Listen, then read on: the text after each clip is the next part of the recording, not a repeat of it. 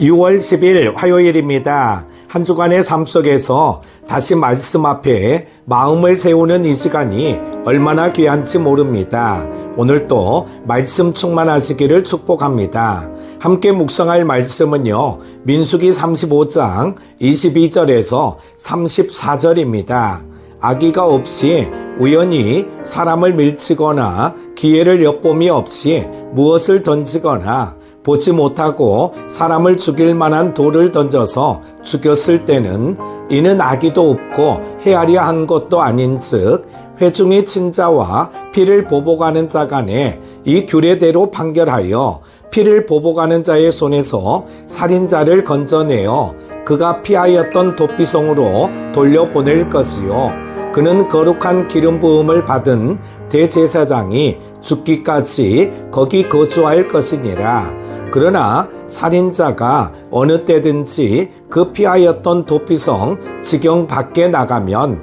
피를 보복하는 자가 도피성 지경 밖에서 그 살인자를 만나 죽일지라도 피 흘린 죄가 없나니 이는 살인자가 대제사장이 죽기까지 그 도피성에 머물러야 할 것임이라. 대제사장이 죽은 후에는 그 살인자가 자기 소유의 땅으로 돌아갈 수 있느니라. 이는 너희의 대대로 거주하는 곳에서 판결하는 규례라. 사람을 죽인 모든 자, 곧 살인한 자는 증인들의 말을 따라서 죽일 것이나 한 증인의 증거만 따라서 죽이지 말 것이요. 고의로 살인죄를 범한 살인자는 생명의 속전을 받지 말고 반드시 죽일 것이며 또 도피성에 피한 자는 대제사장이 죽기 전에는 속전을 받고 그의 땅으로 돌아가 거주하게 하지 말 것이니라.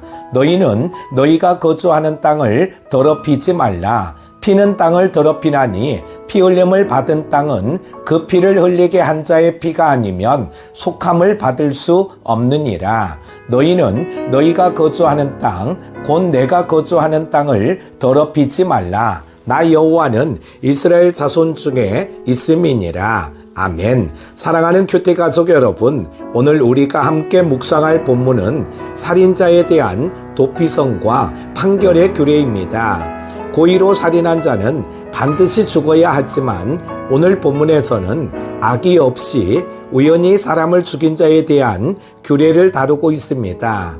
잘못은 했지만 의도하지는 않았던 그 사람은 도피성으로 피하여 살아야 했습니다.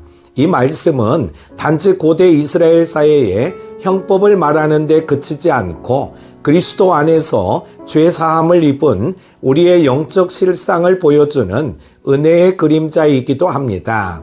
오늘 우리는 이 말씀을 통해 하나님의 공의와 은혜 그리고 그리스도 안에 거하는 삶이 얼마나 중요한지 함께 묵상하려 합니다. 첫 번째로 죄는 의도하지 않았더라도 결과에 대한 책임이 따릅니다. 22절에서 24절을 보면은요, 이렇게 시작합니다. 악의가 없이 우연히 사람을 밀치거나 기회를 엿봄이 없이 무엇을 던지거나 보지 못하고 사람을 죽일 만한 돌을 던져서 죽였을 때에 이는 악의도 없고 헤아려 한 것도 아닌즉 회중의 친자와 피를 보복한 자 간에 이 규례대로 판결하여. 성경은 고의로 사람을 죽인 자와 실수로 사람을 죽인 자를 구분합니다. 그러나 실수였다고 해서 그 일이 없었던 것처럼 되는 것은 아닙니다. 우리는 종종 나는 그럴 의도가 없었어요, 그럴 생각은 아니었어요 라고 말합니다. 하지만 사람의 말 한마디, 행동 하나, 무지한 선택이 다른 사람의 삶을 망가뜨리거나 영혼에 깊은 상처를 줄 수 있습니다. 그래서 하나님은 우리에게 단지 의도가 아닌 책임의 자리로 이끄십니다. 도피성은 처벌을 면하게 해주는 공간이 아니라 죄의 결과를 마주하며 은혜 안에서 피하는 공간입니다. 우리도 하루를 살아가며 실수할 수 있습니다. 잘못 판단할 수 있습니다.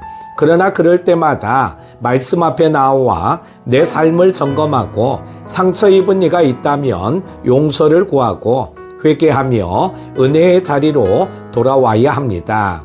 두 번째로 은혜의 공간은 곧 거룩한 임재의 공간입니다.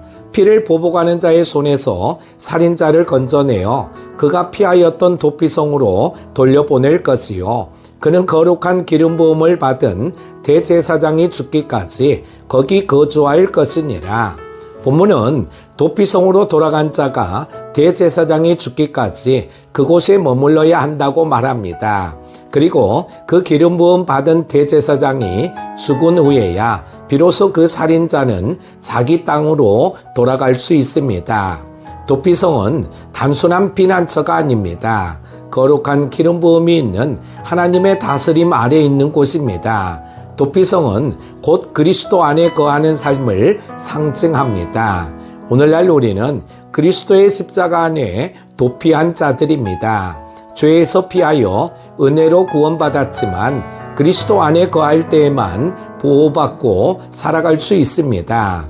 도피성을 나가는 순간 피를 보복하는 자에게 죽임을 당해도 책임이 없습니다. 이는 마치 우리가 그리스도 안에 거하지 않으면 죄의 사망 권세에 노출될 수 있다는 영적 교훈과 같습니다. 사랑하는 여러분, 오늘도 말씀 앞에 예수 그리스도 안에 머무르십시오. 주님의 십자가 안에서 우리는 안전합니다. 그 은혜의 영역을 떠나지 마십시오. 세 번째로 하나님의 땅은 거룩해야 하며 그 거룩은 정의에서 시작됩니다. 33절에 너희는 너희가 거주하는 땅을 더럽히지 말라.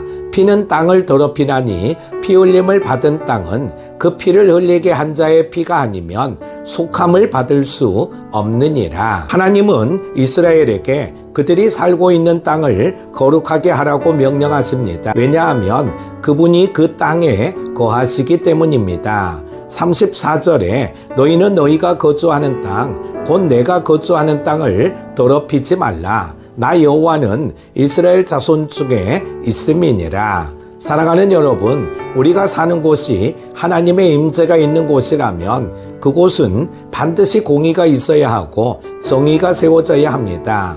그것이 가정이든 교회든 공동체든 은혜만 말하고 죄에 대해 침묵한다면 그 공동체는 점점 더러워지고 무너질 수 있습니다. 하나님은 공의 안에 있는 거룩함을 원하십니다. 그 거룩한 땅 위에 주님이 거하십니다. 사랑하는 교회가족 여러분, 오늘 말씀은 단순한 율법이 아니라 우리가 그리스도 안에서 은혜로 피신한 인생임을 깨닫게 합니다. 그리고 그 은혜 안에 머물러야 함을 경고합니다. 오늘 하루도 여러분 그리스도 안에 거하십시오. 말씀 안에 피하고 죄에서 도망치되 주님의 은혜의 품으로 도피하십시오. 그리고 그 안에서 하루를 시작하십시오. 기도합니다. 거룩하신 하나님 아버지, 오늘 아침 주의 말씀 앞에 섭니다. 우리가 의도하지 않아도 상처를 주고 실수하고 죄에 가까이 다가설 때가 많았습니다. 그러나 오늘 말씀을 통해 다시 깨닫습니다. 우리는 오직 예수 그리스도 안에 거할 때에만 살아갈 수 있음을 고백합니다. 주님, 우리를 도피성 대신 주님의 품으로 인도해 주시고 오늘 하루도 그 은혜의 영역 안에서 살게 하옵소서. 우리의 말과 행동이 다른 일을 해치지 않게 하시고 의도치 않은 실수라도 주님 앞에 회개하며 책임있게 살아가는 성숙한 믿음의 사람 되게 하옵소서. 우리의 가정이, 교회가, 이 땅이 주님의 임재가 머무는 거룩한 장소 되기를 소원합니다. 주의 공의와 은혜가 흐르는 땅 되게 하옵소서. 오늘 하루도 주의 말씀 안에 거하게 하시고 죄에서 멀어지게 하시고 그리스도 안에서 승리하게 하옵소서. 예수 그리스도의 이름으로 간절히 기도드립니다. 아멘.